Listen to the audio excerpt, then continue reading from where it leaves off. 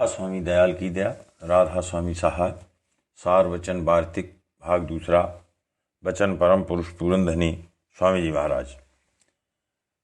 वचन 263। परम पुरुष पूरनधनी स्वामी जी महाराज फरमाते हैं, इस युग में वास्ते जीव के कल्याण के सिवाय सतगुरु और शब्द भक्ति के दूसरा मार्ग और उपाय संतों ने वर्णन नहीं किया, और वेद और पुराण ने भी कलयुग के वास्ते यही जतन रखा है, यानी गुरु और नाम की उपासना से जीव का कार्य होगा। इसमें प्रमाण बहुत से हैं। मूर्ति पूजा, तीर्थ, व्रत, जप, तप, होम, यज्ञ, आचार और जाति वर्ण के कर्म और क्रिया योग यानी हठ योग और अष्टांग योग, ये सब पिछले युगों के धर्म हैं। इस युग में न तो ये विधि पूर्वक किसी से बन सकते हैं और न इनसे वह फल जिसमें जीव का कल्याण होवे मिल सकता है। इस वास्ते इनका बिल्कुल निषेध है। जो जीव के मन की हट से इन कर्मों को करते हैं, उनकी हालत गौर करके देख लो कि पहले तो उनसे ये कर्म जैसे कि चाहिए बनते ही नहीं हैं, और जो कुछ ऊपरी अंग उनके करते नजर आते हैं सो उस करनी से और अहंकार पैदा होता है, और बजाय अंतःकरण की शुद्धि के इस करनी से और पाप और मलिनता बढ़ती है।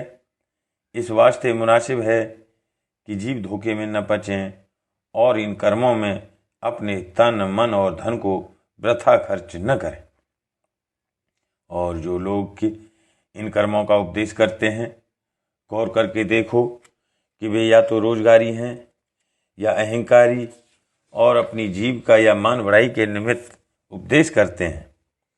जीव के कार्य का उनको बिल्कुल ख्याल नहीं है।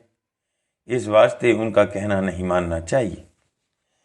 इसमें भी संतों के बहुत प्रमाण हैं जिनसे साफ जाहिर है कि कलयुग में इन कर्मों के वास्ते बिल्कुल हुक्म नहीं है, और जो कि हुक्म नहीं मानते वो या तो संसारी या रोजगारी या अहंकारी हैं, सो उनके वास्ते ये उपदेश भी नहीं है।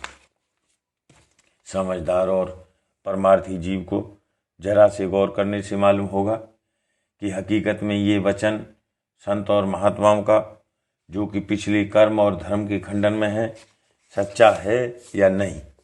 यानी मूर्ति पूजा का मतलब मन और चित्त के एकाग्र करने का था, सो अब एक खेल हो गया, और कोई भी मूर्ति का दर्शन घंटे 2 घंटे बैठकर प्रेम प्रतीत से नहीं करता, तो वह फल जो कि पिछले महात्माओं ने इन कामों में रखा था कैसे प्राप्त होगा।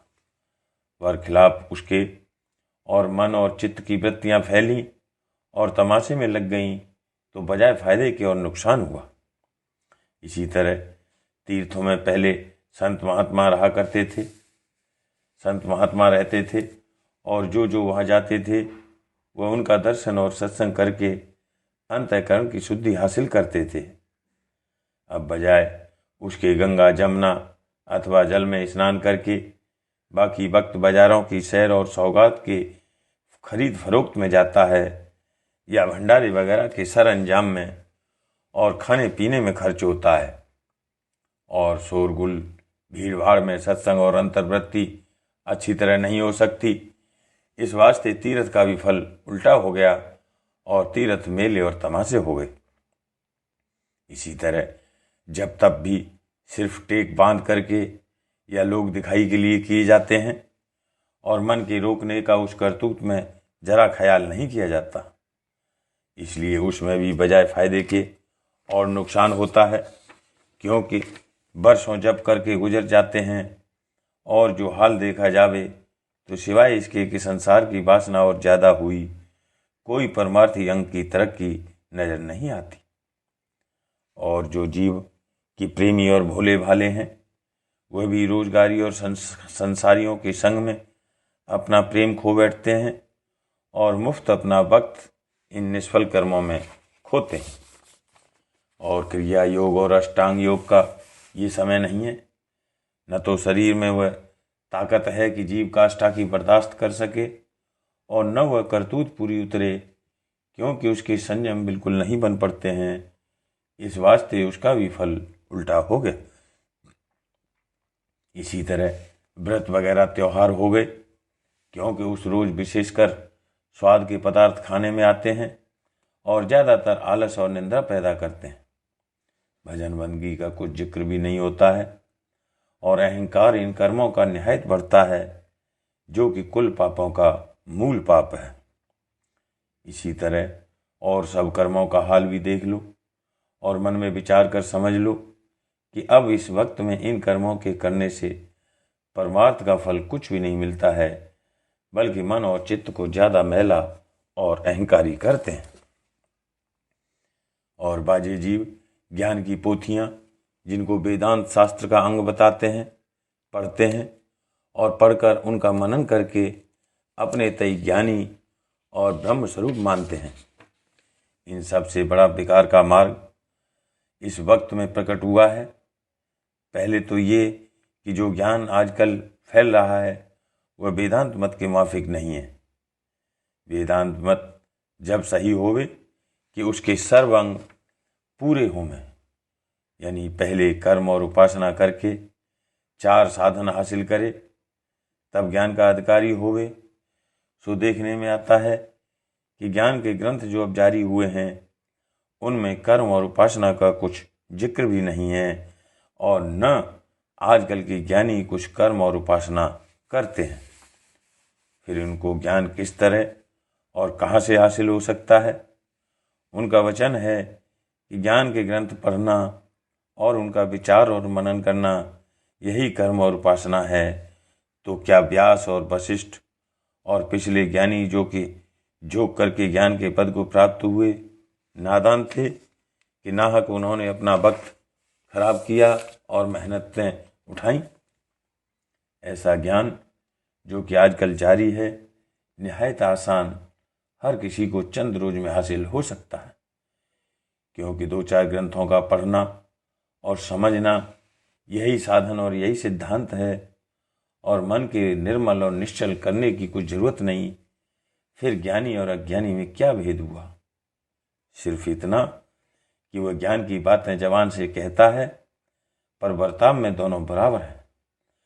तो बातों से जीव का उद्धार नहीं हो सकता है, क्योंकि जबान के कहने से जड़ चेतन की गांठ जो कि हमेशा से योग करके खुलती रही है हरगिज नहीं खुलेगी। और जो अपने मन में खूब विचार कर देखा जावे तो साफ मालूम होगा कि इस मत से कभी जीव का कल्याण नहीं हो सकता है और न मन और इंद्रिय बस हो सकती हैं। और जबकि पिछले योगों के कर्म अब बन नहीं सकते हैं और अष्टांग योग भी नहीं हो सकता है, तो ज्ञान जो इन कर्मों का फल था कैसे प्राप्त होगा? इससे जाहिर है कि जो कुछ आजकल के ज्ञानी कह रहे हैं और मान रहे हैं ये वाचक ज्ञान है। जैसे कि कोई भूखा मिठाई का जिक्र करे और नाम उनके तफसीलवार लेवे, पर इस जिक्र करने से न स्वाद जवान को हासिल होगा और न पेट भरेगा।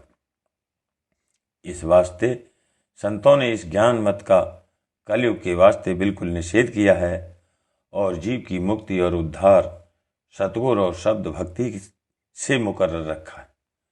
और अहंकारी और विद्यावान और रोजगारी इस पर तर्क करेंगे और इसको सुनकर नाराज होंगे, और जो जीव सच्चे परमार्थी हैं इस वचन को गौर करके समझेंगे और मानेंगे। राधा।